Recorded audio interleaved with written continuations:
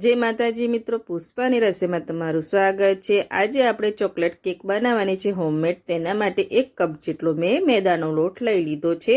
એક બાઉલ લઈ લઈશું। સર્વપ્રથમ આપણે બધા મિક્સરને ચારીને લેવાના છે। તેના માટે ચાળણી મૂકી દીધી છે અને 1 કપ મેદાનો લોટ મેં એડ કરી દીધો છે અને અડધો કપ જેટલો મેં કોકો પાવડર લીધો છે। તમારે ઘઉંનો લોટ લેવો હોય તો તે પણ લઈ શકો છો। મેદાના લોટની જગ્યાએ 1 ચપટી જેટલું મીઠું લઈ લીધું છે અને 1 નાની ચમચી મેં બેકિંગ પાવડર લીધો છે અને એની અડધી ચમચી જેટલો બેકિંગ સોડા લેવાનો છે। બેકિંગ સોડા અને બેકિંગ પાવડર એડ કરીને મિક્સરને સરસ આપણે પહેલા ચારી લઈશું। કેક માટેનો લોટ આપણે રેડી કરી દીધો છે। મિક્સ કરી લઈશું। તેને આપણે સાઈડમાં મૂકી દઈશું। આજે આપણે પેનમાં કેક બનાવવાની છે, તેના માટે હવે પેન લઈ લઈશું। ગેસ ઉપર મિક્સરને સાઈડમાં મૂકી દઈશું। ગેસ ચાલુ કરી દીધો છે। પેનને ગરમ કરવાનો છે। હવે તેમાં આપણે મીઠું એડ કરીશું। બેકિંગ મીઠું લઈ લેવાનું છે।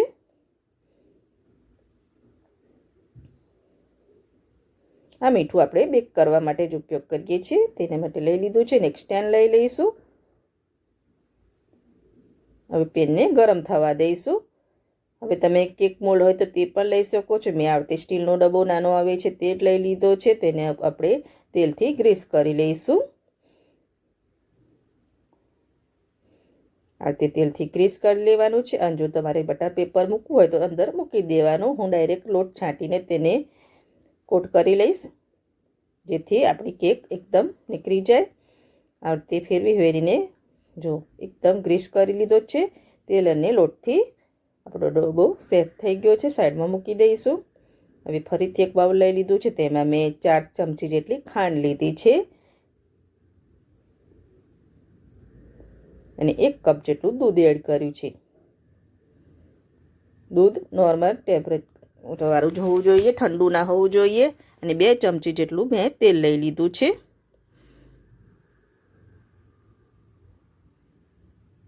અને વિનેગર લઈશું। 1 ચમચી જેટલું વિનેગર લઈ લઈશું। વેલીના એસેન્સ લઈ લઈશું। 2 થી 3 ટીપા જેટલો મેં વેલીના એસેન્સ લીધા છે, તે એડ કરી દઈશું ફ્લેવર માટે।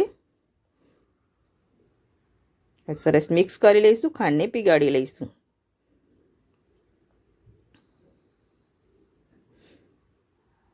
દૂધને મેં ગરમ જ લીધું છે। નોર્મલ ગરમ કરીને એકદમ ઠંડુ કરી લીધું હતું।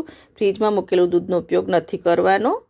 હવે આ મિશ્રણને આપણે જે લોટ ચારીને રાખ્યો છે કેકવાળો, તેમાં થોડું થોડું એડ કરીને કેક માટેનું મિશ્રણ રેડી કરીશું। થોડું થોડું એડ કરવાનું, જો બધું એડ કરી દીધું છે। હવે એક ધારે ચલાવી લઈશું। જો જરૂર લાગે તો આપણે દૂધ એડ કરવાનું છે, એટલે સાઈડમાં મેં દૂધ ગરમ કરીને ઠંડુ કરી રાખ્યું હતું, તે જ લઈ લઈશું। આપણે ઠંડુ દૂધ એડ નથી કરવાનું। તેને કપ્પા લઈ લીધું છે, ફરીથી એડ કરીશું અને મિક્સ કરી લઈશું સરસ।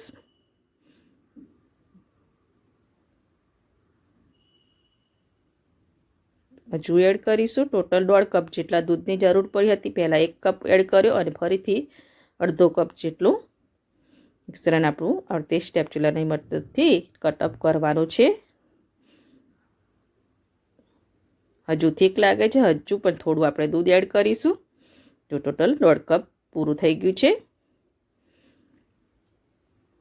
મિક્સર તમને બતાવું, સ્ટેપચ્યુલાની મદદથી રિબિન કન્સિસ્ટન્સીનું હશે એવું મિક્સરણ આપણે બનાવી દેવાનું છે। જો આવું કેકનું મિશ્રણ હોવું જોઈએ। કટઅપ કરીને મેં સેટ કરી દીધું છે।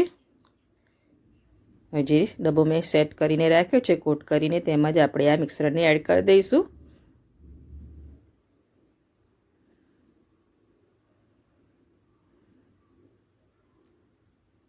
ટેપ કરી લઈશું, જેથી ક્યાંય હવાના કણ જાય નહીં। પેન પણ સરસ ગરમ થઈ ગયું છે। કેકનું મોલ્ડ મૂકી દઈશું। હવે તેને ઢાંકીને આપણે 30 થી 35 મિનિટ થવા દઈશું। પછી આપણે ચેક કરીશું। એકદમ સ્લો આંચ પર કરવાનું છે। હવે ઇન્સ્ટન્ટ ચોકલેટ ગનાશ બનાવવાનું છે, તેના માટે એક પેન લઈ લીધું છે। આપણે નીચે જ આપણે લઈ લીધું છે પહેલાં અને 1 કપ જેટલું દૂધ લીધું છે, તે પણ મેં ગરમ કરીને ઠંડુ કરેલું દૂધ લીધું છે. અને 1 કપ 3 થી 4 ચમચી જેટલું મેં કોકો પાવડર લીધો છે, અને 2 થી 3 ચમચી જેટલી ખાંડ લીધી છે, અને કોર્નફ્લોર લઈ લીધો છે, અને અડધી ચમચીથી ઓછો કોફી પાવડર લીધો છે, તે લીધું છે મેં. પહેલાં મિક્સ કરી લઈશું જેથી લમ્સ ના રહે. પછી તેને પકવવાનું છે. પહેલાં આપણે આવડતી મિક્સ કરી લેવાનું છે નીચે જ. હવે પેન પર લઈ લીધું છે. હવે એક ધાર્યું આપણે ચલાવતા રહીશું. આપણે ઇન્સ્ટન્ટ ચોકલેટ ગનાશ બનાવીશું. મિક્સ કરતા રહીશું. કોફી પાવડર એડ કરવાથી તેમાં સરસ ફ્લેવર આવે છે. જો થોડી ઘટ થઈ ગયું છે, 1 ચમચી જેટલું બટર લઈ લઈશું. બટરને સરસ અંદર મિક્સ કરી લઈશું. બટર એડ કરવાથી ચોકલેટ ગનાશમાં એકદમ સ્નાઈન આવે છે.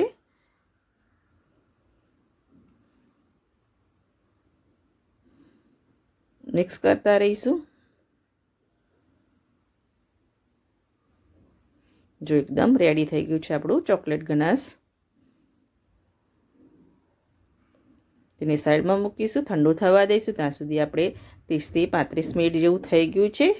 એટલે મારી કેક પણ સરસ ફૂલી ગઈ છે. જો એકદમ સરસ થઈ ગઈ છે. આપણે સ્ટીક નાખીને ચેક કરી લેવાની, એકદમ ક્લીન નીકળી છે. કેકને આપણે નીચે લઈ લીધું છે. હવે તેના જે સ્ટેન્ડ મૂકી દીધું છે, જેથી નીચેથી પણ ઠંડી થઈ જાય. ઉપર ફરીથી કપડ ઢાંકી દીધું છે. કેકને ઠંડી કરી લેવાની છે. ઠંડી થઈ ગઈ છે. જો એકદમ ફૂલી ગઈ છે. હવે તેને બહાર લઈ લઈશું. એકદમ સોફ્ટ બની છે આપણી કેક. જો પ્લેટમાં લઈ લીધી છે. હવે ઉપર જો ભાગ તમારે વધારે પડતો ફૂલી ગયો તો એને કાપી લેવાનો છે. આ રીતે જો કાપી લીધો છે મેં. એકદમ જારીદાર આપણી કેક બની છે. તેના પર આપણે કોટિંગ કરીશું ચોકલેટ ગનાશનું. આ રીતે ચોકલેટ ગનાશ આપણે બનાવ્યો છે, ઇન્સ્ટન્ટ હોમમેડ ચોકલેટ ગનાશ. તેને સ્પેચ્યુલાની મદદથી સરસ કોટ કરી લઈશું. બધી બાજુ મેં સરસ લગાવી દીધું છે. હવે આ મેં ડ્રાયફ્રૂટનો પાવડર બનાવી દીધો છે, બદામ અને કાજુનો. તેનેથી કોટ કર્યું છે મેં ગાર્નિશિંગ માટે. તમે કોઈ પણ ચોકો ચિપ્સ લઈ શકો છો, જેમ્સ લઈ શકો છો, બિસ્કિટ, ઓરિયો બિસ્કિટ પણ લઈ શકો છો. પણ આ વખતે મેં ડ્રાયફ્રૂટને કટ કરીને તેનું ગાર્નિશિંગ કર્યું છે. આ રીતે ગાર્નિશિંગ કરીને આપણે તેને ફ્રીજમાં સેટ થવા દઈશું, જેથી આપણું ચોકલેટ ગનાશ સરસ સેટ થઈ જાય.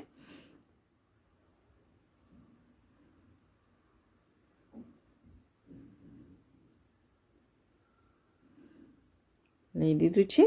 તેને આપણે અંદર મૂકી દઈશું સેટ થવા માટે ફ્રીજમાં 2 થી 3 કલાક માટે. 2 થી 3 કલાક થઈ ગયા છે અને એકદમ સેટ થઈ ગઈ છે. અને મેં કટ પણ કરી દીધી છે. હું તમને બતાવું કે આપણી હોમમેડ ચોકલેટ કેક કેવી બની છે. એકદમ જારીદાર છે અને ચોકલેટ ગનાશ પણ આપણો સરસ સેટ થઈ ગયો છે. બનીને રેડી થઈ ગઈ છે. તમે એકવાર જરૂરથી ટ્રાય કરજો. અને જો તમને મારી આ ચોકલેટ કેકની રેસીપી ગમતી હોય તો મારા વિડીયોને લાઈક કરજો, સબસ્ક્રાઈબ કરજો અને બેલ આઇકન જરૂરથી દબાવજો.